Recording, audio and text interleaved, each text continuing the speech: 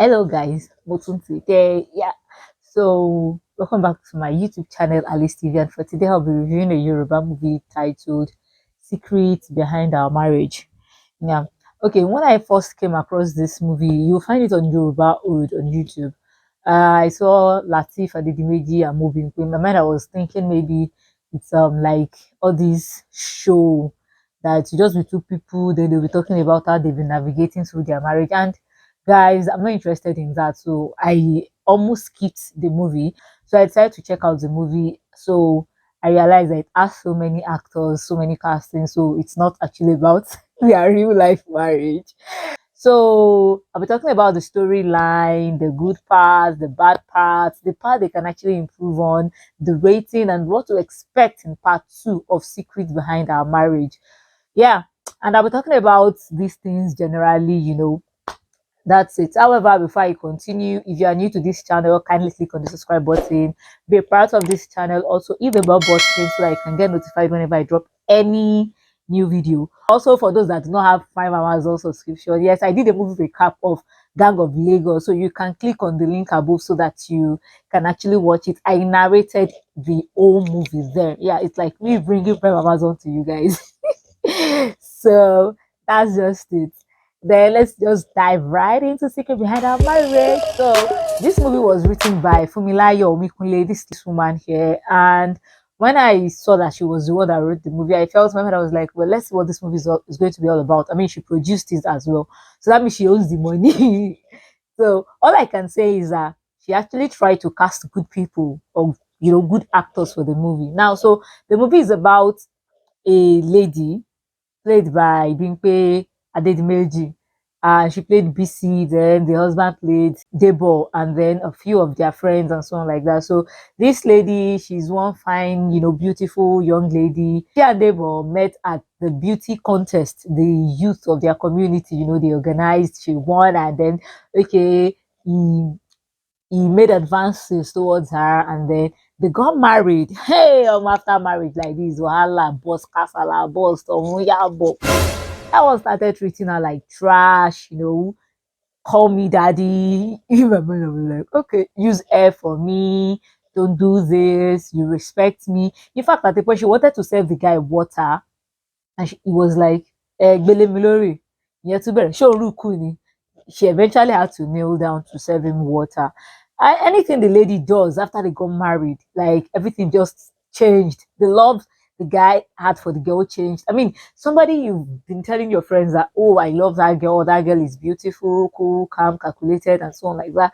Why the sudden change? Nobody knows. Then eventually the girl got pregnant and got worse, like really, really worse. Imagine demanding for pounded yam and therefore then he beat her. Also, you beat Oloyu like on her legs or whatever you want to call it. Like it's that bad. And mind you, Debo had somebody he was dating outside, played by Debbie Shokoya. That was Flora. So Flora and Yente man had lemon. You are that one they always give you bad goes. Yeah, maybe I don't understand. Maybe something happened. Maybe something triggered it. Nobody knows. But there is no excuse for his behavior because he was really abusing the lady physically, psychologically, emotionally, mentally. Name any kind of abuse you can ever think of in marriages.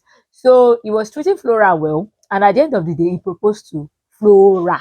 And that was how they ended part one. Like, what's going to happen? He proposed to Flora while your wife has almost given birth, like she's giving birth anytime soon. So what will happen to the wife? What will happen to him? And what will happen to Flora? So that is what the part two is going to be all about.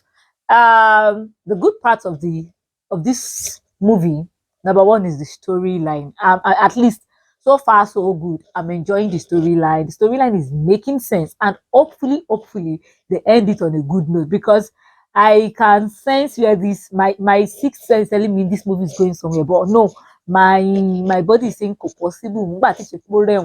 Because look at it now. They were telling us that okay, BC went to her mom to complain, and the mom was like, every marriages have their own challenges, they have their own difficulties. Did you ask your daughter the kind of challenges? At least for your daughter, your daughter though is not the type to man rojo, but for your daughter to come home and tell you that, mom, this is what I'm going through. You never asked.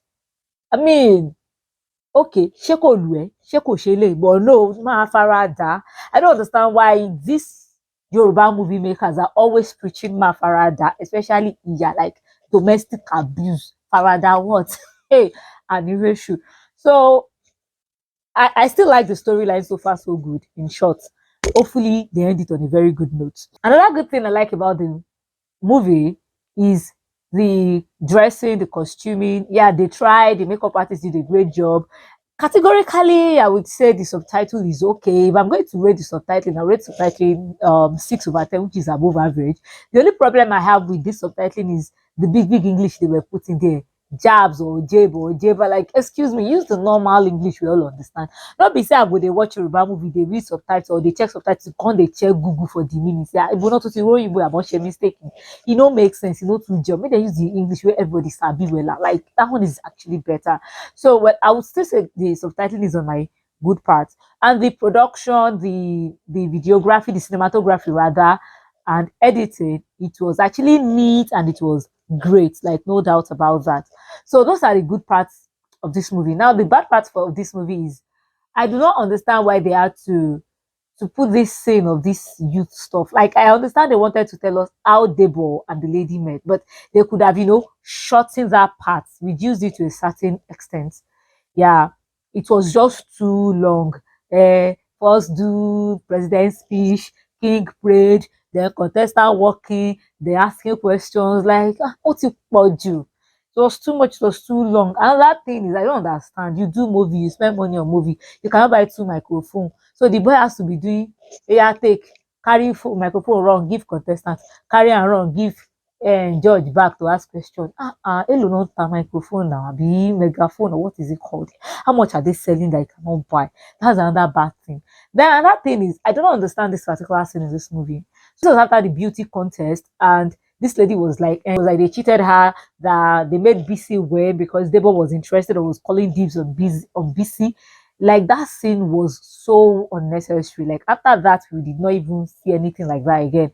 Another thing is, I think this lady played Adiola. I can't even remember her name. This is friends, or maybe prior the contest and all. Bia Kubama to fix nails so that then later she will not fix nails. Like, how can you say you carry the nails from the beauty contest to the wedding? Let's say, okay, oh, pata pata porogodo, they dated for 3 months. Then 3 months after marriage, when they showed her again, like the BC and the husband dated for 3 months. 3 months after they showed them, that's like 6 months, right? Let me just assume that it's 6 months everything.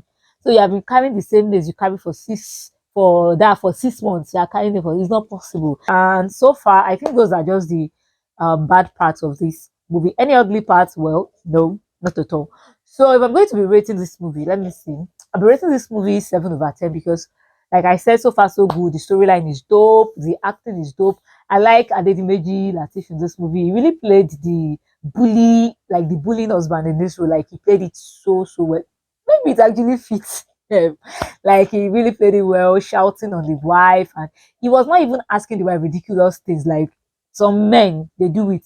At least we've heard stories of some men asking their wives to make ridiculous foods when they are not fine, when they are sick, or maybe when they are really pregnant. If you've not watched it yet, go ahead and watch it. You definitely enjoy it. Now let's talk about part two expectations. So in part two, this is what one mind is telling me, that they will now say, okay, oh, that the boy he caught the girl doing one thing or the other. Oh, that was why he was misbehaving to her. Oh, that is not his fault. Oh, or that maybe Flora used jazz on him. That is not his fault. And then they settle everything. Everybody lives happily ever after.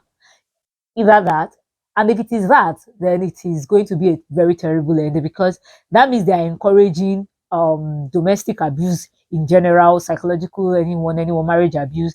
Where okay, you can always say they jazz you, or maybe the wife offended you, that's why you're maltreating your wife. But then my other mind is telling me that this girl BC is going to, I don't know, maybe she's going to give birth, then she's going to start having issues. Definitely, Debo is going to have issue with Flora. Flora is not going to be the easy type or the pushover type, just like BC. And of course, there are going to be court cases, and then we don't know what's going to lead to the court cases, police cases, and all.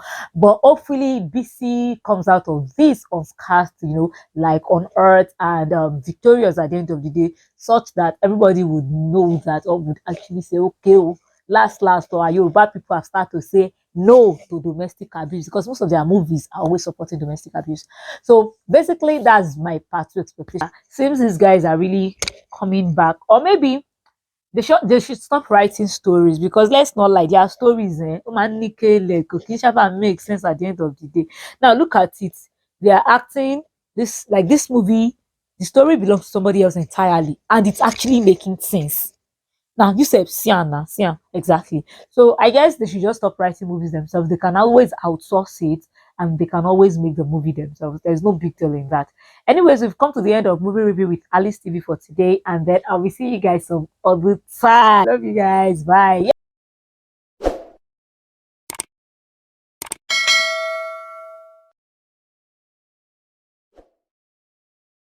She and Debo, they met at one beauty contest.